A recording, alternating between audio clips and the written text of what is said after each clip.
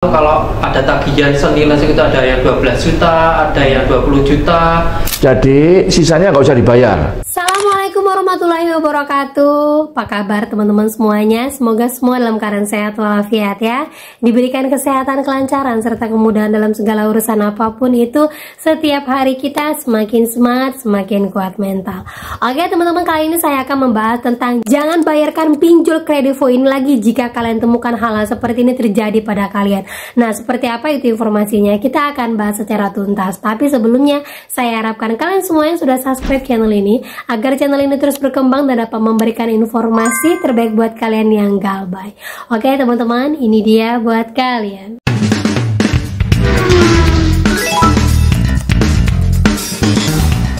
Oke teman-teman, sebelumnya saya mau bagikan dulu ya informasi terbaru untuk yang galbay di Shopee, S-Pinjam, SPayLater. Sekarang ini udah ada bentuk ancaman dan somasi terbaru lagi dari pihak ketiga yang sering menagih kalian. Dan kalau kalian mendapatkan yang seperti ini, berarti kalian tahu ini suratnya hanya somasi dan itu hoax. Nah, ini surat somasinya, kita bacakan pelan-pelan buat kalian. Saudara melalui surat perjanjian elektronik di aplikasi pada saat Anda melakukan pengajuan menyatakan bahwa Anda sepakat untuk membayarkan lunas. Namun sesuai dengan perjanjian tersebut ternyata saudara tidak melaksanakan kewajiban pelunasan tagihan. Oleh karena itu melalui surat ini kami akan melayangkan surat somasi agar saudara segera dapat melakukan pelunasan. Berdasarkan hal tersebut, saudara telah melakukan one prestasi yang tertuang dalam pasal 1238 KUH Perdata, dan Anda terbukti merugikan perusahaan klien kami dengan tidak melakukan pelunasan.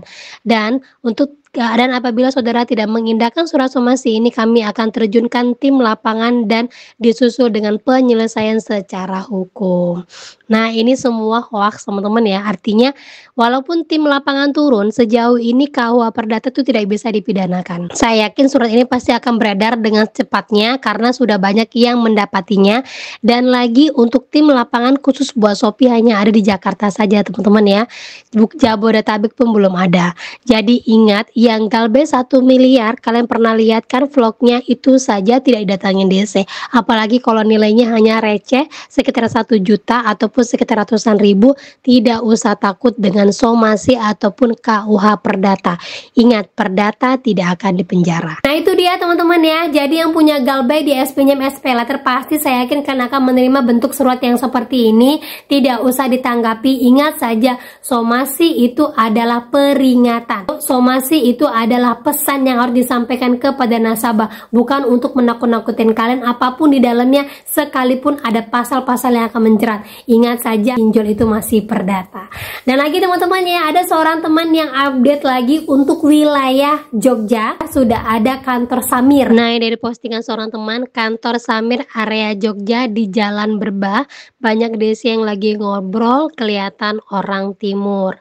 Nah, mungkin bagi kalian yang ada galbay di Samir, mungkin untuk wilayah Jogja ada desi lapangannya, tapi saya yakin ini tidak terlalu banyak. Dan informasinya ada seorang teman juga yang sudah didatangin oleh Samir di wilayah Jawa Tengah. Sebenarnya bukan hanya Samir aja sih yang ada di Jogja, sebenarnya ada Singa ID juga yang berkantor di Jogja. Tetapi untuk DC-nya belum terlalu banyak, kebanyakan masih by phone saja. Jadi seandainya kalian datangin DC, ingat DC wajib punya surat SPPI, bukan hanya KTP dan asal foto saja.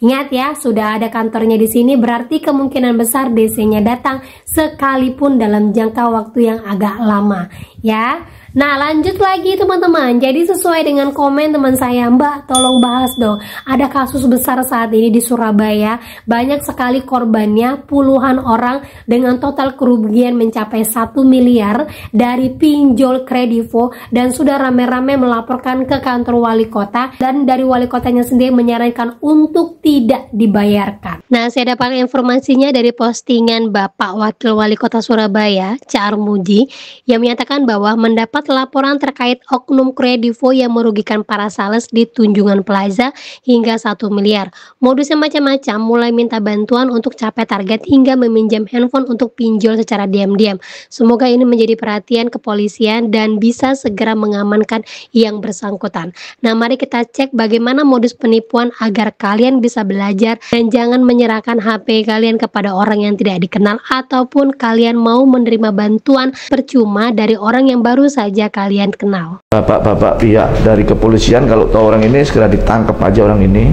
karena mereka ini benar-benar merugikan. Kita kenal dari si pelaku ini, dia itu emang kerja di Kredivo sebelumnya. Dia itu kerjanya di TP, di Tunjungan Plaza. Kita korbannya itu kurang lebih 62 orang. Itu di total kurang lebih untuk kerugiannya 1,5 M, kurang lebih segitu Pak. Kebanyakan targetnya itu sales-sales yang ada di Tunjungan Plaza dengan alasan kejar target.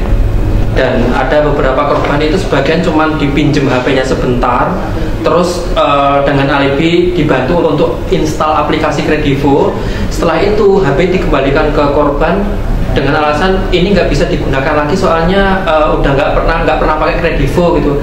Ternyata selang berapa lama, 2-3 hari itu tiba-tiba ada email tagihan dari korban. Beberapa tuh nggak tahu kalau ada tagihan senilai sekitar, ada yang 12 juta, ada yang 20 juta.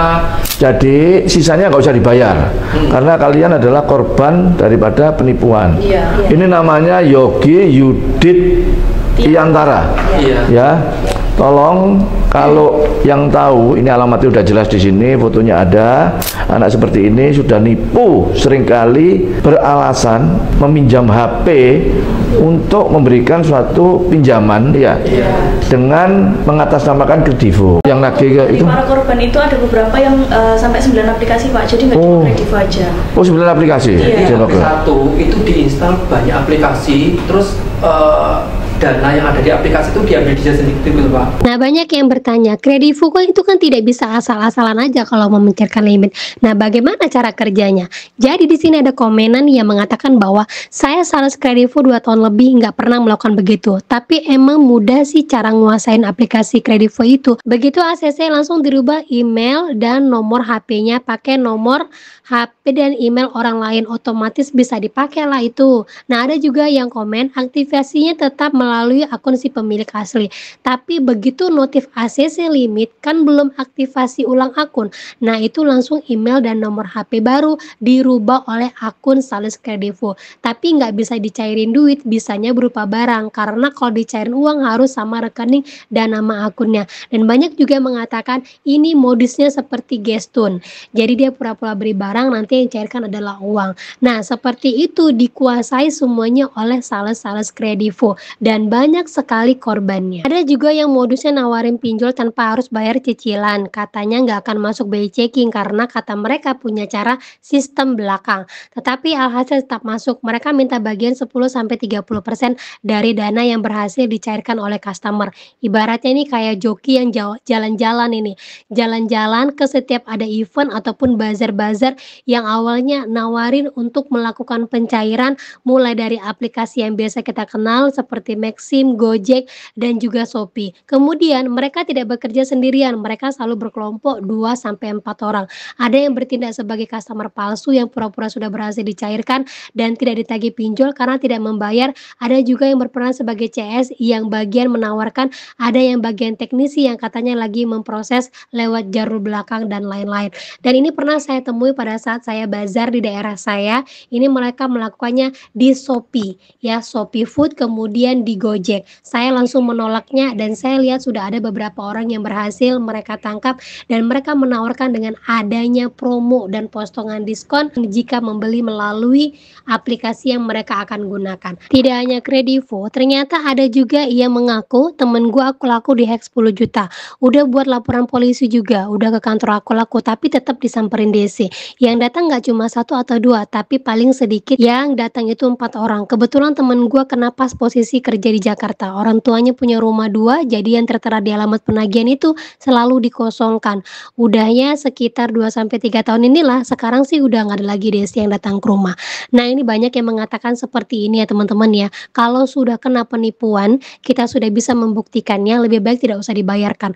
Lama-kelamaan desi tersebut juga akan tahu bahwa kita tidak akan pernah bayar karena kasus ini adalah kasus penipuan. Kalau memang desinya memaksa untuk kita membayar, minta DC-nya membuktikan bahwa memang uang itu cair ke rekening kita. Nantinya juga hutang tersebut akan hilang dengan sendirinya. Yang penting kita sudah laporan ke pinjolnya. Gitu teman-teman ya. Nah, itu dia teman-teman ya, modus-modus saat ini banyak sekali dan ternyata yang memulai ini adalah yaitu marketing dari Kredivo-nya sendiri. Kalaupun bukan marketing, pasti DC-nya. Ingat sekali, penipuan itu terjadi karena semua orang mengetahui alur dari aplikasi tersebut. Dan joki-joki itu sendiri adalah mantan-mantan dari DC ataupun mantan dari pinjol-pinjol yang mereka sudah dipecat. Jadi jangan asal mau ketika kalian ditawarkan ini itu ataupun HP kalian dipinjam. Hati-hati sekali, sekarang modus sudah ada di mana-mana.